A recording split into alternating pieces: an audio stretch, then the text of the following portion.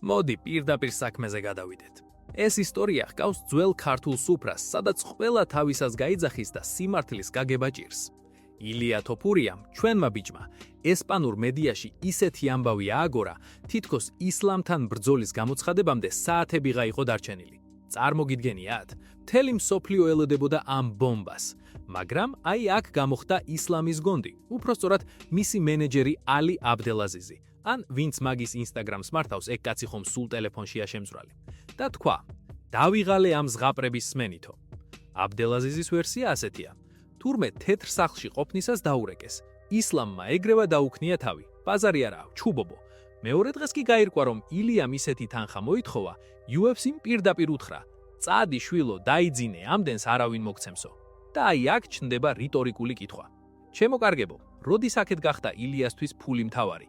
ჩვენ ხომ ვიცით, რომ ეს ბიჭი ისტორიისთვის იბრძვის, თავისი ქვეყნისთვის და იმისთვის, რომ ნომერ პირველი გახდეს. მაგრამ იცით რა არის ყველაზე სასაცილო? ილიას მწვრთნელმაც კი შემთხვევით თუ განძრახ წამოაყრანდალა, ფულზე ვერ შევთანხმდითო. მერე როცა მიხვდნენ, რომ ხალხმა გაუჭედა, აბა ლეგასი ოვერმანი სად გაქრაო, უცებ ვერსია შეცვალეს. უნდა იცოდეთ, ილია ტრავმირებული იყო. ახლა მითხარით ძმურხთ, ეს UFC-ა თუ ინდური სერიალი? ერთ დღეს ფულიო, მეორე დღეს ტრავმაო. მოკლედ, ეს მენეჯერები ისი აბურთავებენ ამ ბიჯებს, რომ ხანდახან გონია, რომ თვითონაც აღარ ახსოვთ რა მოიტყუეს გუშინ. მოდი რეალურად შევხედოთ. ილიამ დატოვა თავისი წონა, 66 კილოგრამი, სადაც მეფე იყო და ავიდა 70 კილოში. რატომ? იმიტომ რომ ისლამი უნდა ჩააჩოჩოს. მაგრამ აი, ვოლკანოვსკის მაგალითი რომ ავიღოთ, ის ნახევარ განაკვეთზე იყო მაგ წონაში. ილია კი სერიოზულად აპირებს იქ დამკვიდრებას. ახლა დაფიქრდით, ჩემო თბილისელებო და არა მარტო. როცა სპორტსმენი ამბობს, რომ ისტორიისთვის იბრძვის, იქ თეთრი სახლიდან გამოქცევა და არარეალური ჰონორარის მოთხოვნა ცოტა უცნაურად არ ჟღერს. თუ მართლა გინდა მწვერვალზე ასვლა, იქ ფულს კი არა, მეტოქეს უყურებ. თუმცა მეორე მხრივ, ისლამის გუნდიც არანაკლები მოხერხებული ხალხია. მენეჯერი რომ იტყვის, მებრძოლს ეძინა და არ გავაღვიძეო, ეს ხომ საერთოდ კომედიაა. ამ ისტორიაში ერთი რამაა ნათელი. ვიღაც მალავს სიმართლეს. და ეს სიმართლე სადღაც შუაშია. ალბათ იქ, სადაც დიდი ფული და დიდი ეგოები ერთმანეთს ეჯახება. მაგრამ არ იფიქროთ, რომ ეს ყველაფერია. ჩვენ ჯერ მხოლოდ ზედაპირ შევეხეთ. შემდეგ თარობზე გადავალთ იმაზე, თუ რატომ არის ისლამი ხაბიბზე უკეთესი. დიახ, სწორად გაიგეთ. და რატომ უჭირს ილიას ამ ბარიერის გადალახვა. ჩემო მეგობრებო, თქვენ რას ფიქრობთ? დამიწერეთ კომენტარებში თქვენი აზრით, ვინ უფრო მეც მაიმუნობს, ალი თუ ილიას გუნდი.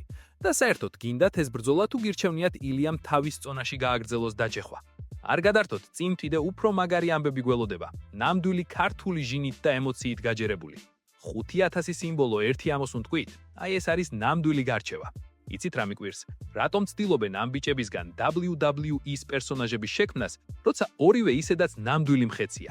მალე დაგიბრუნდებით მეორე ნაწილით. აი აქ უკვე საქმე იმაზე სერიოზულად არის, ვიდრე ერთი შეხედვით ჩანს. მოდით, ცოტა ხნით გვერდზე გადავდოთ ეს ემოციები და ცივი გონებით შევხედოთ სიტუაციას.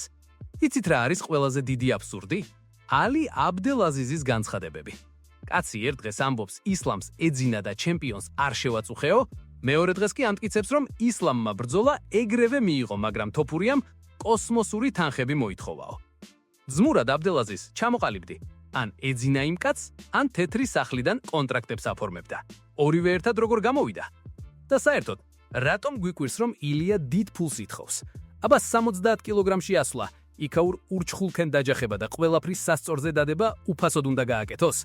საქართველოში ხომ ვიცით, თუ საქმეს აკეთებ, ისე უნდა გააკეთო, რომ შენს ოჯახს და შენს ქვეყანას ეამაყოს. ილიამ იცის თავისი ფასი. მან დაამტკიცა, რომ მსოფლიოში ერთ-ერთი საუკეთესოა. და თუ UFC-ს უნდა, რომ ეს ისტორიული ბრძოლა შედგეს, ჯიბეზე ხელი უნდა გაიკრან. მაგრამ მოდით მეორე მხარესაც შევხედოთ. ისლამ მახაჩოვი. იცით, ბევრს არ მოეწონება, რასაც ახლა ვიტყვი, მაგრამ მახაჩოვი ჩემი აზრით ხაბიბ ნურმაგომედოვზე უფრო სრულყოფილი მებრძოლია. დიახ, არ მოგესმათ. ხაბიბი იყო მანქანა, რომელიც მხოლოდ მიწაზე ქსრესდა, მაგრამ ისლამი დგომშიც საშიშია, ტექნიკურია და უფრო მეტად რისკავს. რომ შეხვედროდნენ ერთმანეთს, რაც არასდროს მოხდება, მაგრამ მაინც მგონია, რომ ისლამი აჯობებდა.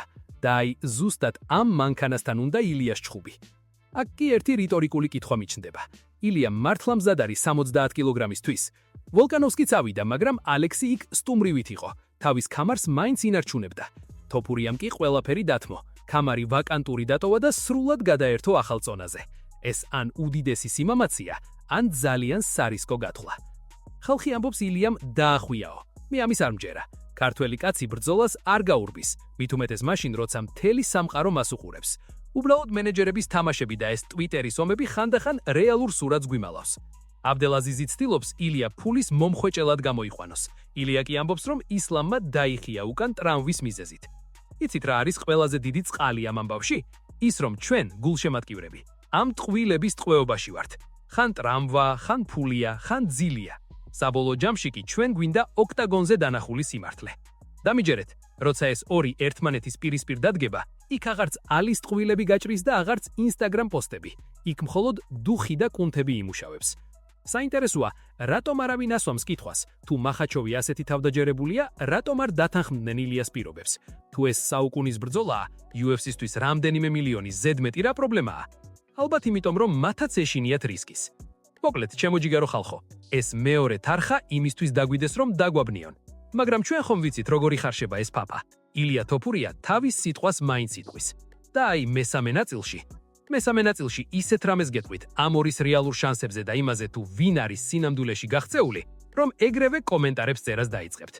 თქვენ როგორ ფიქრობთ? ისლამი მართლა სჯობია ხაბიბს? თუ მეტისმეტად ვაძლევ თავს ამის თქმისთვის? დაფიქრდით, სანამ მესამე თარხაზე გადავალთ. იქ ნამდვილი ცეცხლი გველოდება. აი, მივადექით ყველაზე ცხელ წერტილს. მოდით ყველანაირი დიპლომატია გვერდზე გადავდოთ და პირდაპირ ვთქვათ. ეს დავიდა რაბა მხოლოდ დასაწყისია. იცით რა ხდება სინამდვილეში? როცა ორი ასეთი დონის მებრძოლი ერთმანეთს ეჯახება, იქ სპორტი მთავრდება და იწყება ნამდვილი ფსიქოლოგიური ომი. და ამ ომში, ჩემო კარგებო, ილია თოფურია ისეთივე თავდაჯერებულია, როგორც ნამდვილ ქართველს შეეფერება. ბევრი ამბობს, რომ ისლამ მახაჩოვი დაუმარცხებელი ციხესიმაგრეა. კი ბატონო, ძლიერია, ტექნიკურია, ხაბიბის სხოლა აქვს გავლილი, მაგრამ მოდით სიმართლეს თვალი გაუსწოროთ. ისლამი ჯერ არ შეხვედრია ისეთ მხეცს, როგორიც ილიაა. ილია არ არის მხოლოდ მოჭიდავე ან მხოლოდ მოკრივე, ის არის თანამედროვე MMA-ის ეტალონი. კაცი, რომელსაც შეუძლია 15-20 წუთი ისეთი პრესინგი გაგიკეთოს, რომ ჰაერიც კი აღარ დაგრჩეს ფილტვებში. ახლა კი ყველაზე მთავარი. რატომ ამბობენ, რომ ილიამ ბრძოლა დაბლოკა? მეგობრებო, დაფიქრდით, 70 კილოგრამი ეს არ არის ხუმრობა. ეს არის წონა, სადაც ყოველი დარტყმა შეიძლება ფატალური აღმოჩნდეს. ილია როცა ამბობს, რომ ისლამს დაამარცხებს, მას ჰაერზე სიტყვები არ მოაქვს. ის ითხოვს პატივისცემას და შესაბამის დაფასებას. თუ UFC-ს უნდა, რომ მათი ოქროს კვერცხების მდებელი ქათამი, ანუ ეს ბრძოლა, რეალობად იქცეს, კეთილი ინებონ და ილიას ის პირობები შეუქმნან, რასაც ნამდვილი ჩემპიონი იმსახურებს. იცით რა მიკვირს? ხალხი ისე საუბრობს, თითქოს ილია რამეს გაურბოდეს. კაცმა, რომელმაც ვოლკანოვსკი დააძინა, ვის უნდა გაექცეს? პირიქით, აქ ისლამის გუნდია ცოტა ფრთხილად. მათ იციან, რომ ილიასთან წაგება ნიშნავს არა მხოლოდ ქამრის დაკარგვას, არამედ იმ მთელი უმარცხებლობის მითის მსხრევას, რასაც წლებია აშენებენ. და აი დაპირებული ბომბა. ჩემი აზრით, ეს ბრძოლა წელს მაინც შედგება. რატომ? იმიტომ, რომ ფული და ინტერესი იმდენად დიდია, რომ UFC ამ შანსს ხელიდან არ გაუშვებს და როცა ეს მოხდება, დაივიწყეთ მეტრი, კილოგრამი და გრადუსი. იქ იქნება მხოლოდ სუფთა ემოცია. ილია დაამტკიცებს, რომ ქართული გენი და ევროპული დისციპლინა ნებისმიერ დაღესტნურ ჭიდაობას სჯობნის. თქვენ კი, ვინც ახლა ამას კითხულობთ, გეტყვით ერთ რამეს. ნუ უსმენთ მენეჯერების ტვიტებს, უყურეთ თვალებში მებრძოლებს. ილიას თვალებში კი მე ვხედავ ცეცხლს, რომელიც მახაჩოვის მთელ იმპერიას გადაბუგავს. ბოლოს კი ერთი რიტორიკული კითხვა მინდა დაგიტოვოთ. თუ ხვალ დაიდება კონტრაქტი, სადაც თანხა ორივისთვის მისაღები იქნება, რამდენ რაუნდს გაძლებს ისლამი ილიას წინააღმდეგ? მე მგონია, რომ მესამე რაუნდამდე საქმე არც მივა. დიდი მადლობა, რომ ბოლომდე იყავით ჩემთან ერთად. ეს იყო ჩვენი 3 თარო. იმედია ისიამოვნეთ ამ გარჩევით. არ დაგავიწყდეთ არხის გამოწერა და დალაიქება, იმიტომ რომ წინ კიდევ უფრო მაგარი ანალიზი გველოდება. სიმართლე მხოლოდ აქ არის. შეხვედრამდე შემდეგ ვიდეოში. აბა თქვენ იცით.